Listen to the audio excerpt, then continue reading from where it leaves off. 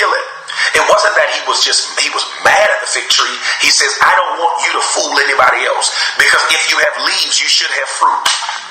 Are you getting this? If you have leaves, you should have fruit. So watch this now. This particular fig tree had leaves. And he says, now you made me waste my time coming over here to you, but you'll never fool anybody else. Everything God does in the word, I told you, is for our leading and our learning. And so God is saying in this season, if you want to have a God conscience, you can't be fruitful hanging around fruitless trees. You can't be fruitful hanging around fruitless people. Come on, y'all, talk back to me. There are individuals right now that are not blessed because of what you're connected to, because of who you're connected to. And the wrong person can wreck up your harvest. That's why the Bible speaks in Malachi about rebuking the devourer. All right. Now, when the Bible speaks of devourers, it's talking about insects. It's talking about those things that can kill the harvest. There are individuals in your life that operate like insects.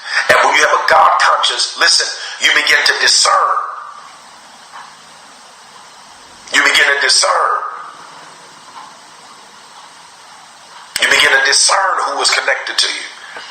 And then one of the other things you need to do in order to produce and to receive your harvest, you need to bring some order to your life. Praise the Lord. I need you to get this. You have to bring order to your life, because God is not, and I know Grandma used to say this, God can't bless a mess. No, he can't. You have to bring order to your life.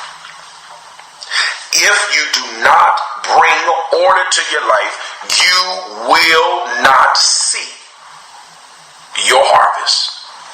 You got to bring order. You have to bring structure and order to your life. All right. So watch this. What is order? Order is when I take a systematic approach to eliminate chaos while putting a plan in place for a solid structure. Order is a systematic approach that I take to any situation, my life or whatever, to eliminate chaos, so that I can place structure. Some of us, our thinking is chaotic. Our relationships are chaotic. Our money is chaotic. Our mentality on situations are chaotic. Hallelujah. You got to listen. You better get it together. Yesterday, what did I preach yesterday? Something about I'm ready to move or something like that. So you have to prepare for what God is getting ready to do. I never would forget, I had ordered some years ago in the house I was living in a bedroom set, right? And the moving company, or the furniture company, was bringing the bedroom set. I had a bedroom set already, but what I had to do is I had to get rid of that bedroom set or move it to another room so that the new bedroom set can come in. So watch this. There are individuals who are asking God to bring in something. Yeah, that's right. But you're not moving anything out.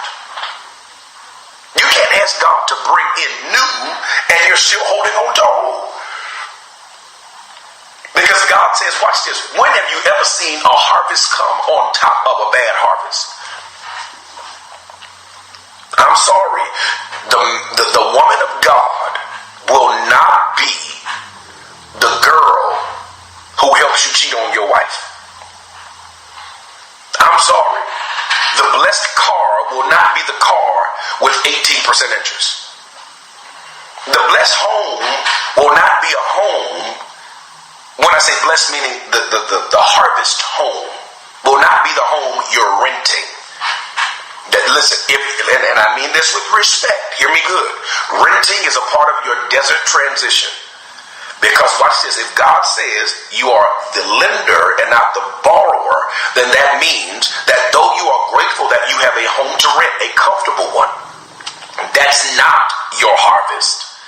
Your harvest is when you own and you become the landlord and owner of your properties. I'm just trying to teach you how to think. Because, I don't have fruit in there, of course. Because if I pick up an apple, that's not a harvest. Now watch this. It has harvest potential on the inside of it. One apple is not harvest, though it has harvest potential. And see, many of you are just like that apple. Many of you are living life like that with harvest potential on the inside of you.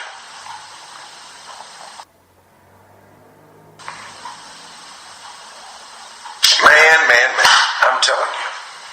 Hallelujah. And then another thing, I'm just going, y'all just bear with me.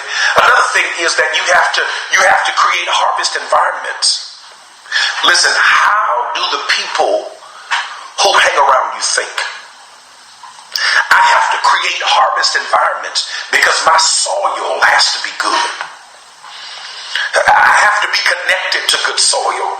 Not just people, but the way I think and the things I'm connected to. Ministries I'm connected to. Friends that I have. That's right. I have to be around cultivative environments. And listen, and see, if you're not careful, you will be so used to people picking your fruit that you never enjoy your fruit. Because a harvesting environment or an environment that's conducive for your harvest, watch this now, is not just pulling off your tree, but they're growing trees themselves. Now trust me, we have to be a blessing. Don't get it twisted. We have to help those who are in need. But there is a difference between somebody who is in need and then somebody who is a parasite.